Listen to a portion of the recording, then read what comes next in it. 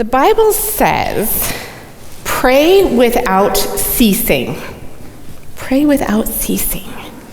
And when I was growing up, I remember, you can look at it for now, but don't touch it yet, okay? I remember thinking that maybe meant something like going around and muttering all the time. God, please help me. And I thought, how in the world are you supposed to do that? Because there are other things going on, right? Let's see, Ava, I'm going to have your little ball of Adobe over here, okay? And then as I have thought about that passage, I've realized it's more about living life as a prayer in conversation with God. And how do we do that? How do we live life as a prayer?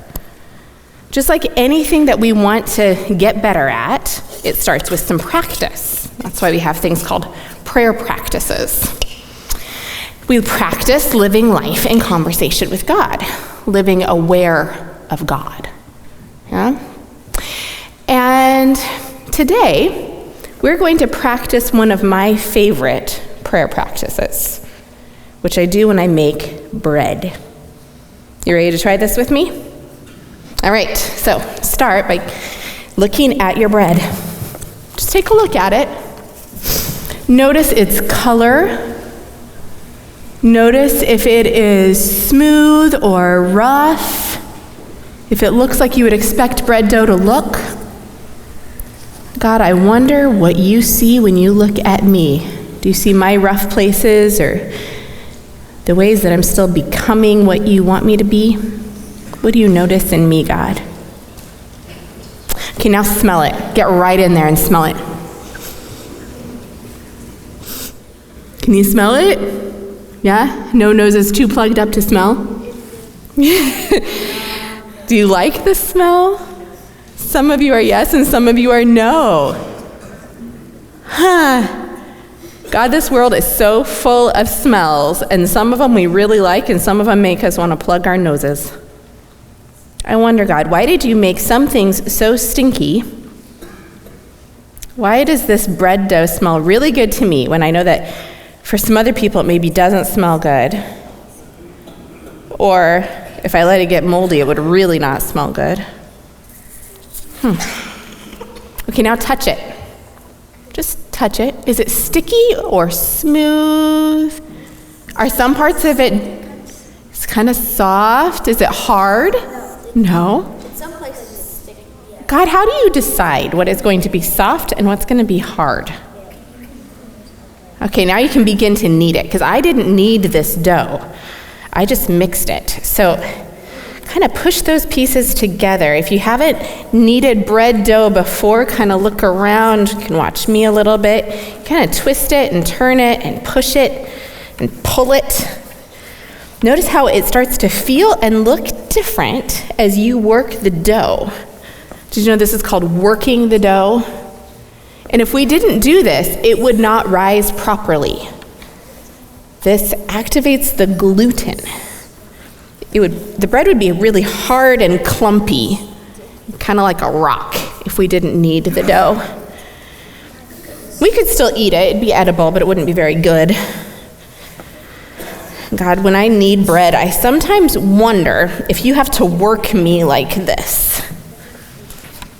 What work are you doing in me right now, God, so that I can rise and be my best self? Sometimes I get really impatient. Maybe, God, you're working out my impatience. What are my clumps?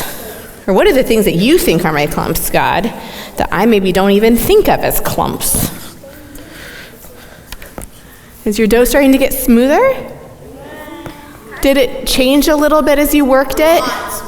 A lot smoother? You got to work it till it's smooth. And some of these take longer than others, don't they? God, it feels like some people take a lot more kneading than others. Or maybe I'm just not aware of all the kneading that's going on. I wonder, God, if sometimes you are doing some kneading that I can't see in me or feel in me. How are they looking?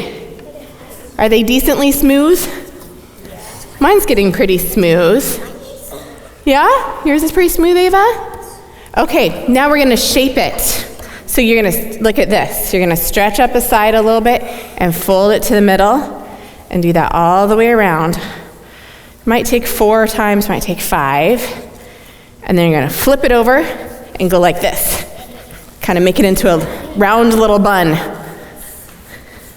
It still resists just a little bit when I try to shape it, but it's getting easier. God, I know that I resist you sometimes, and I'm really sorry about that, but it's just kind of how it is. I want to be wise enough to do what you're creating me to do. Sometimes I resist that. Okay, do you have a little bun? Some smoother than others, but that's okay.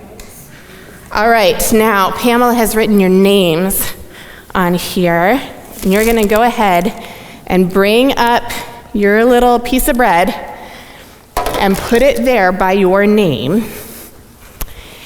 And do you know what's gonna have to happen now? Bake it. Yeah, but first, before we bake it, what has to happen? Wash our hands, yes. So I'm getting wipes out. So you can come put it, you can go ahead and come on up and put it up here, and then I'll hand you a wipe. And it has to rise, doesn't it? The bread has to rise. And we have to be pretty patient while that bread is rising. God, I wonder how patient you have to be with me. We're gonna wait like an hour for these, but sometimes you have to wait hundreds of years.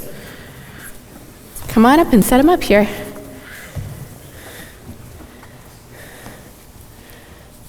I wonder, God, how you keep your patience when you have to wait on us for so long to rise and do what it is that you've created us to do and figure things out.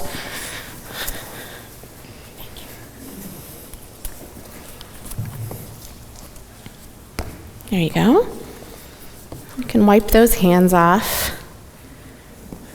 Got it, Eliana? Ooh, you okay? At the end of the service, you can peek at these and see how they've risen. And then I'm going to bake them. And after Sunday school, I will meet you out in the hallway right over there.